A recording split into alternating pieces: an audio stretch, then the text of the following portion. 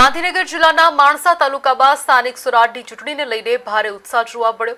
ખાસ કરીને ઇટાદરા ગામમાં વહેલી સવારથી જ મતદારોમાં મતદાન માટે ઉમંગ અને જાગૃતિ જોવા મળી। જિલ્લા પંચાયત, તાલુકા પંચાયત અને નગરપાલિકાની બેઠકો માટે મતદાનની પ્રક્રિયા શાંતિપૂર્ણ માહોલમાં શરૂ થઈ।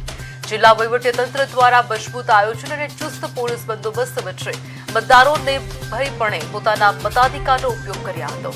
ઇટાદરા ગામમાં મહિલાઓ, યુવાનો અને વડીલો મોટી સંખ્યામાં મતદાન કેન્દ્રો પર પહોંચ્યા હતા। લોકશાહીના મહાપર્વમાં દરેક મતદાર પોતાનો કિંમતી મત આપી રહ્યા હતા। જ્યારે જિલ્લા પંચાયતની કુલ 25 બેઠકો માટે મતદાન યોજાયું, જેમાં માણસા તાલુકાની બેઠકો પર ખાસ નજર છે। શાંતિપૂર્ણ અને સુવ્યવસ્થિત રીતે મતદાન પૂર્ણ થાય તેવી આશા વ્યક્ત કરવામાં આવી હતી।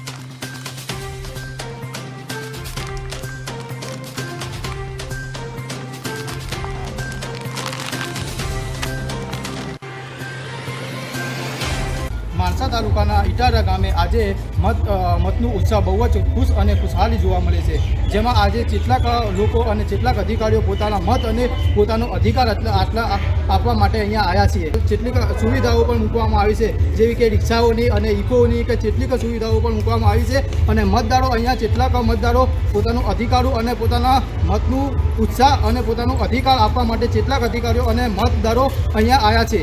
એ કહેવામાં એટલું કે મતદારો માણસા તાલુકાના ઇટાદરા ગામે બે પાર્ટીઓ ઊભી રહી છે, જેમાં કે કોંગ્રેસ અને ભાજપ, જેમાં 12,000 વોટિંગ છે। 12,000 વોટિંગમાં એવું જોવા મળે છે કે 90% લોકોનું મતદાન આજે પૂરું થવામાં આવ્યું છે અને એ કહેવામાં આવે છે કે સાંજે 5 વાગતા અને 5 વાગતા પહેલાં એવું ચોક્કસ રીતે કહેવામાં આવે છે કે 100% મતદાન પૂરું થશે।